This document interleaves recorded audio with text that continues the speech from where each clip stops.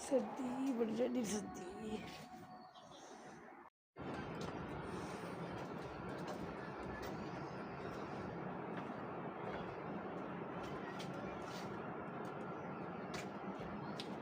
मैं सुबह की घर को नहीं गई सी किसी घर अपने घर में सपोर्ट वास्ते किसी जगह तक गई कि चलो घर तो थोड़ा बहुत सर्कट चल जाए क्योंकि हालात होए बहुत खराब। तो अगे रिक्वेस्ट है सपोर्ट करो, मेहरबानी है तुहाडी।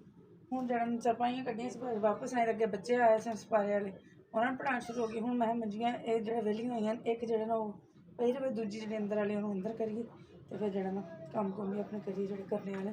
कोई मंजी हुण मैं करन लगी अंदर आ जाओ तो तुसीं करो सपोर्ट।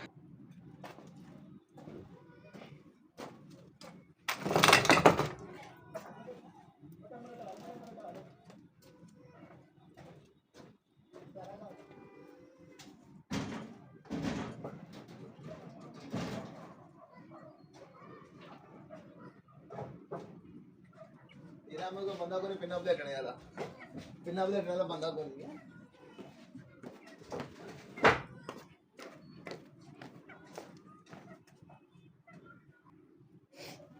समान मंजी एकदम अंदर लै गई दूजी है पई है ऐ बेचारी अली उदास खड़ी है कि मैनू कोई आवे तो मैनू भी बनावे तो अली तो गुंजाइश को नहीं पैंदी। तो मेहरबानी सारे मिल के सपोर्ट करो कि गुंजाइश हो जाए जाके ना फिर एदा भी समान लिया भी तो बनाइए लिया के।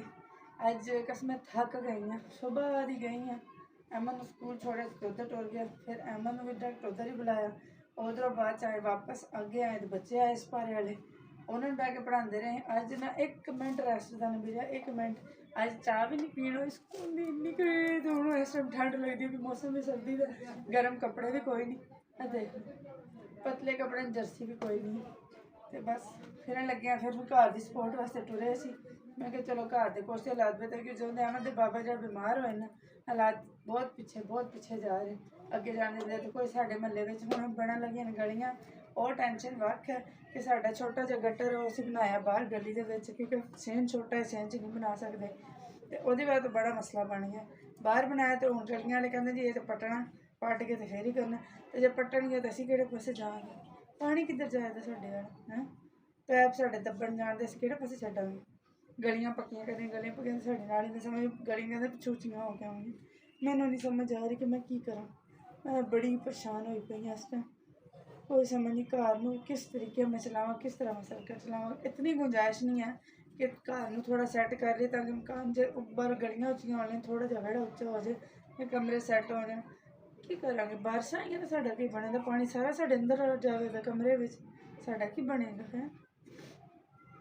बहुत वड्डी टेंशन तो परेशानी बन गई की करी सपोर्ट चाहिए थोड़े सारे की मेहरबानी सपोर्ट कर दो जो कर सकते हो घर का कुछ सर्कट चल जाए ताकि गलियां जो उच्चियां होने लगियां तो साडा घर नीवा होकर पानी अंदर ना करेगा अंदर कितना मैं पानी रोक सकांगी है।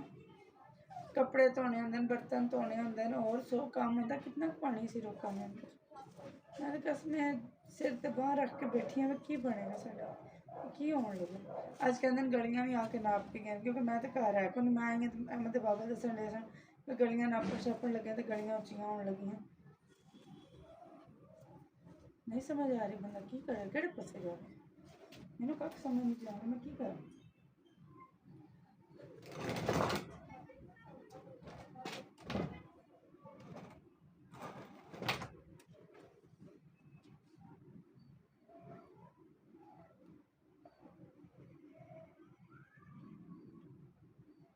हेलो